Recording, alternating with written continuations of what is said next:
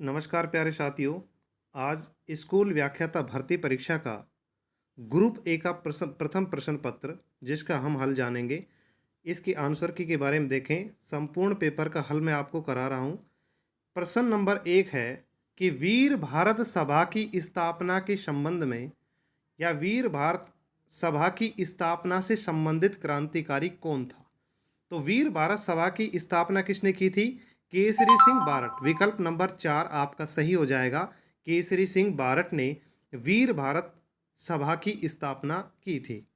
Question number 2 जो math का question है। अब तीसरे क्वेश्चन पे आइए। क्वेश्चन नंबर 3 है कि निम्न में से कौन सा स्थान आहड़ सभ्यता से संबंधित नहीं है। तो इसमें गिलुंड है, भगवानपुरा है, आभानेरी है और रोजड़ी है। तो आभानेरी जो दोसा है ये आहड़ सभ्यता से संबंधित नहीं है। तो विकल्प नंबर 3 इसका सही उत्तर होगा। प्रश्न नंबर 3 का राइट आंसर होगा विकल्प नंबर 3 आभानेरी। क्वेश्चन नंबर 4, विदेशी शासन कितना भी अच्छा क्यों ना हो वह स्वराज्य की बराबरी नहीं कर सकता। इस कथन के प्रयोक्ता कौन है? स्वामी दयानंद सरस्वती। स्वामी दयानंद सरस्वती का एक कथन है कि विदेशी शासन कितना भी अच्छा क्यों ना हो वह स्वराज्य की बराबरी नहीं कर सकता। इसका राइट आंसर होगा विकल्प नंबर 4। चलिए क्वेश्चन नंबर 5 की ओर बढ़ते हैं। गणेश्वर सभ्यता संस्कृति का महत्वपूर्ण स्थल है। तो गणेश्वर सभ्यता कैसी है? ताम्रयुगीन सभ्यता है। इसका जो सही विकल्प होगा विकल्प नंबर 1। प्रश्न नंबर 5 का सही उत्तर होगा विकल्प नंबर 1 ताम्रयुगीन सभ्यता। प्रश्न नंबर 6 की ओर बढ़ते हैं। प्रश्न नंबर 6 मैथ का क्वेश्चन है जो हम बाद में डिस्कस करेंगे। मैथ के क्वेश्चंस पहले पूरे हिस्ट्री के देखते हैं, फिर मैनेजमेंट के देखेंगे, फिर अन्य विषयों के हिंदी के देखेंगे और अन्य विषयों के देखेंगे। चलिए अगला क्वेश्चन है, ये भी मैथ्स का है। क्वेश्चन नंबर 8 देखते हैं कि कपड़े पर चित्रित नाथ द्वारा चित्र शैली का सजीव उदाहरण है, बहुत चर्चित है, पिछुआई शैली। बहुत ही इजी क्वेश्चन था कि कपड़े पर चित्रित नाथ द्वारा चित्र शैली का सजीव उदाहरण है। तो इसका राइट आंसर होगा विकल्प नंबर 2 पिछुआई। क्वेश्चन नंबर 9 की ओर बढ़ते हैं। तो फतेहपुर सीकरी की किस इमारत को पर्सी ब्राउन ने स्थापत्य कला का मोती कहा? बहुत ही शानदार क्वेश्चन था यह स्थापत्य कला का मोती पर्सी ब्राउन ने तुर्की सुल्ताना के महल को कहा था कि ये स्थापत्य कला का रत्न है, मोती है। तो इसका राइट आंसर होगा विकल्प नंबर 1। चलिए अगले क्वेश्चन की ओर बढ़ते हैं। 10 नंबर का क्वेश्चन मैथ का है। 11 नंबर क्वेश्चन फिर हिस्ट्री का आता है कि राजस्थान की किस सभ्यता को ताम्रवती नगरी के रूप में भी जाना जाता है? इसका सही जवाब होगा आहड़ सभ्यता। आहड़ सभ्यता को राजस्थान की ताम्रवती नगरी के नाम से जाना जाता है। चलिए अगला question, question number 12, early Chauhan dynasties पुस्तक के लेखक कौन है? बहुत ही चर्चित पुस्तक है ये दशरथ शर्मा जी की। तो इसका राइट आंसर होगा विकल्प नंबर 2 दशरथ शर्मा। अर्ली चौहान डायनेस्टीज पुस्तक के लेखक कौन है? दशरथ शर्मा। चलिए क्वेश्चन नंबर 13 की ओर बढ़ते हैं कि राज शासक बनने से पहले कौन कीका के नाम से जाना जाता है? बहुत ही सिंपल क्वेश्चंस था, लगभग सभी बच्चों के क्वेश्चन सही होगा। इसका राइट आंसर है महाराणा प्रताप। क्वेश्चन नंबर 14 कि मुद्रा राक्षस और देवी चंद्रगुप्तम के रचयिता कौन है? तो विशाख दत्त इसका राइट आंसर होगा विकल्प नंबर 4। 14वें नंबर के क्वेश्चन का विकल्प नंबर 4 सही होगा। चलिए अगले क्वेश्चन की ओर बढ़ते हैं। जिनभद्र सूरी ग्रंथ भंडार राजस्थान के किस शहर में स्थित है? 4 विकल्प आपके सामने आए थे। इसका जो सही उत्तर होगा वो होगा विकल्प नंबर 2 जैसलमेर। जैसलमेर में जैसलमेर में ये ग्रंथ स्थित है। जिनभद्र सूरी ग्रंथ भंडार कहाँ पर है? जैसलमेर में। चलिए क्वेश्चन नंबर 16 मैथ्स का है। क्वेश्चन नंबर 17 भी मैथ्स रीजनिंग से संबंधित है। चलिए क्वेश्चन नंबर 18 की ओर बढ़ते हैं कि निम्न में से कौन सा शासक महाराणा जगत सिंह के पश्चात मेवाड़ की गद्दी पर बैठा? तो मेवाड़ की गद्दी पर कौन बैठा है? इसका राइट आंसर होगा राज सिंह। तो महाराणा जगत सिंह के पश्चात राज सिंह गद्दी पर आए थे। तो इसका सही उत्तर होगा विकल्प नंबर 2 राज सिंह। चलिए क्वेश्चन नंबर 19 की ओर बढ़ते हैं कि भोजी लंबरदार किस किसान आंदोलन से संबंधित थे? तो इसका सही उत्तर होगा लंबरदारी आंदोलन जो चलाया था ये भरतपुर में चला था। तो भरतपुर किसान आंदोलन से संबंधित थे भोजी लंबरदार। ये बहुत ही अच्छा क्वेश्चन था, थोड़ा बारीक क्वेश्चन था भोजी लंबरदार का। तो इसका विकल्प नंबर 2 है, ये सही होगा। 20 नंबर क्वेश्चन मैथ का है। चलिए अब क्वेश्चन नंबर 23 पर आइए। सुभाष चंद्र बोस कांग्रेस के किस अधिवेशन में कांग्रेस के अध्यक्ष चुने गए थे? तो आपको पता होना चाहिए कि कांग्रेस के दो ही अधिवेशनों की अध्यक्षता की थी इन्होंने, एक तो त्रिपुरा और एक हरिपुरा। तो हरिपुरा अधिवेशन में ये कांग्रेस के अध्यक्ष चुने गए थे। इसका राइट आंसर होगा विकल्प नंबर 1। चलिए क्वेश्चन नंबर 25 की ओर बढ़ते हैं। अलाउद्दीन खिलजी ने 1311 ईस्वी में जालोर को जीतकर उसका नया नाम क्या रखा था? तो जलालाबाद। क्वेश्चन नंबर 25 का राइट आंसर होगा जलालाबाद।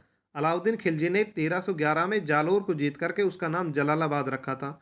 चलिए अब हिंदी के क्वेश्चंस आते हैं। क्वेश्चन नंबर 26, किस विकल्प में सभी शब्द अंक के अर्थबोधक है? तो अंक का अर्थ गोद भी होता है, अंक का अर्थ धब्बा भी होता है। तो इसका राइट आंसर आपका होगा विकल्प नंबर 4। क्वेश्चन नंबर 26 का राइट आंसर विकल्प नंबर 4, गोद और धब्बा। क्वेश्चन नंबर 27, निम्नलिखित शब्दों का की शुद्धता पर विचार कीजिए। 5 विकल्प है यहाँ पर आपके सामने: ध्यातव्य, औदार्य, सानिध्य, प्रवर्तक और यौवन। इसमें से हमें ये छांटना है कि किस विकल्प में सभी शब्द शुद्ध हैं। तो आपका राइट आंसर होगा विकल्प नंबर 4, बै, से और दे। ये आपका राइट आंसर होगा। चलिए क्वेश्चन नंबर 28 की ओर बढ़ते हैं। किस शब्द का संधि विच्छेद अशुद्ध है? कदापि, जगजीवन, जगत प्लस जीवन यही अशुद्ध है, क्योंकि जगत में हलंत आता है, जगत प्लस जननी, तो जगत जननी होगा। उसके बाद क्वेश्चन नंबर 29 की तरफ हम बढ़ते हैं कि किस शब्द में अनीय प्रत्यय का प्रयोग नहीं हुआ है? तो माननीय। माननीय शब्द में अनियर का नहीं हुआ, स्थानीय में भी हुआ, दर्शनीय में हुआ, रमणीय में भी हुआ है, लेकिन माननीय शब्द में अनियर प्रत्यय का प्रयोग नहीं हुआ है। चलिए क्वेश्चन नंबर 30, निम्नलिखित में से कौन सा एड्रेस का हिंदी समानार्थी नहीं है? अभिभाषण, संबोधन, मानपत्र और निवारण। तो इसका राइट आंसर होगा निवारण। चलिए अब ये इंग्लिश के क्वेश्चन है, इसको आगे करेंगे, लेकिन पहले हम मैनेजमेंट के जितने भी क्वेश्चन हैं उनको देखते हैं। चलिए मैनेजमेंट का क्वेश्चन नंबर 36 कि नेतृत्व की शैली को प्रभावित करने वाला कारक है। तो नेतृत्व की शैली को प्रभावित करने वाला विकल्प एक है कि नेता का व्यक्तित्व, समूह सदस्यों का व्यक्तित्व, कार्य की प्रकृति, परिवेश की प्रकृति। तो इसमें चारों ही विकल्प सही है, इसलिए आपका राइट आंसर होगा, कूट का चयन करना था, जो 3 नंबर का विकल्प है ABCD, ये आपका राइट आंसर होगा 36 नंबर क्वेश्चन का। चलिए क्वेश्चन नंबर आगे चलते हैं। क्वेश्चन नंबर आपको मैं देखते हैं मैनेजमेंट का अगला क्वेश्चन कौन सा है। हाँ, क्वेश्चन नंबर 43 को देखिए कि निम्नलिखित में से कौन सा कार्य शैक्षिक प्रबंधन से संबंधित है? तो शैक्षिक प्रबंधन से संबंधित तीनों कार्य ABC, यानी कि विद्यालय का संगठन भी है, गतिविधियों की योजना भी है, प्रणाली नियंत्रण भी है। तो ABC, इसका राइट आंसर होगा विकल्प नंबर 4। 43 नंबर के क्वेश्चन का राइट आंसर क्या होगा? विकल्प नंबर 4।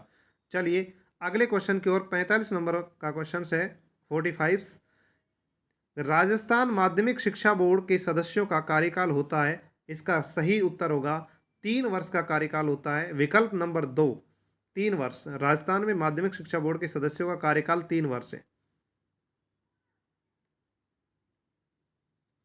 अगला क्वेश्चन कि पहली से 5वीं कक्षा के लिए यदि एक कक्षा में 61 से 90 के बीच छात्र भर्ती है तो RT अधिनियम 2009 के अनुसार कितने शिक्षकों की आवश्यकता होगी? तो 61 से 90 है तो 3:1 का अनुपात होता है, 3 शिक्षक की आवश्यकता है। तो राइट आंसर होगा विकल्प नंबर 4। चलिए क्वेश्चन नंबर 47 की ओर बढ़ते हैं। RSCERT का विस्तारित रूप है, तो इसका सही विकल्प होगा विकल्प number 1, Rajasthan state council of education research and training. विकल्प नंबर 1 इसका सही उत्तर होगा। चलिए अगला क्वेश्चन जो हमारा है, हाल ही में भारतीय खाद्य संरक्षण प्राधिकरण E-राइट स्कूल का प्रमाण पत्र, ये अलग क्वेश्चन है, करंट से संबंधित है। चलिए अगला क्वेश्चन है क्वेश्चन नंबर 51 कि निम्नलिखित में से कौन सा हेनरी फ्यूल द्वारा दिए गए प्रबंधन के कार्यों में शामिल नहीं है? तो संगठन भी है, नियोजन भी है, समन्वय भी है, बजट निर्माण नहीं है। तो विकल्प नंबर 2 इसका सही उत्तर होगा। चलिए क्वेश्चन नंबर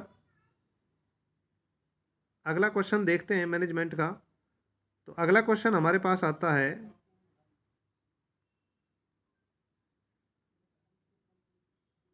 चलिए ये रहा, इस्माइल प्रोजेक्ट का क्वेश्चन है। क्वेश्चन नंबर 60 कि राजस्थान सरकार द्वारा सर्वप्रथम इस्माइल कार्यक्रम कब शुरू किया गया? 13 अप्रैल 2020 को। 13 अप्रैल 2020 को इस्माइल कार्यक्रम शुरू किया गया था। राइज दीक्षा पोर्टल में राइज का पूर्ण रूप क्या है? तो Rajasthan interface for school education, ये राइज का पूरा रूप है, यानी कि फुल फॉर्म है इसकी, Rajasthan interface for school educators. विकल्प नंबर 1, 61वें क्वेश्चन का विकल्प नंबर 1 सही है। चलिए अगले क्वेश्चन की ओर बढ़ते हैं। क्वेश्चन नंबर 67, क्वेश्चन नंबर 67 की ओर बढ़ते हैं। एक मिनट, सॉरी, क्वेश्चन नंबर 67 आपके सामने अभी निकालते हैं सर। हाँ, क्वेश्चन नंबर 67 कि निम्नलिखित में से कौन सा डाइट का उद्देश्य नहीं है? तो इसका राइट आंसर होगा विकल्प नंबर 2, स्कूलों में दीक्षा राइज कार्यक्रम का संचालन। ये डाइट का उद्देश्य नहीं है, बाकी तीनों ही डाइट के उद्देश्य है। प्रारंभिक शिक्षा के सेवारत शिक्षकों को प्रशिक्षण का आयोजन करना, ये भी कार्य है, और क्रियान्वयन अनुसंधान कार्यक्रम संचालित करना, ये भी है। शैक्षिक प्रौद्योगिकी और कार्य अनुभव के लिए कार्यशालाओं का आयोजन, ये भी है। तो इसमें विकल्प नंबर 2 आपका सही होगा। चलिए अगले क्वेश्चन की ओर देखते हैं। आरटी अधिनियम 2009 की धारा 25 संबंधित है, तो छात्र शिक्षक अनुपात से संबंधित है आरटी की धारा 25। इस प्रकार से ये क्वेश्चंस थे आपके स्कूल मैनेजमेंट के। अभी जो जस्ट अगला आपको मैं वीडियो डालूंगा, इसमें बाकी के जितने भी क्वेश्चंस बचे हुए हैं, जिसमें पॉलिटिकल है, ज्योग्राफी है, इंग्लिश है और मैथ, साइंस, ये जो भी क्वेश्चंस जो आपके हैं, इन सब का सॉल्यूशन दूसरे पार्ट में करेंगे। धन्यवाद। Have a nice day.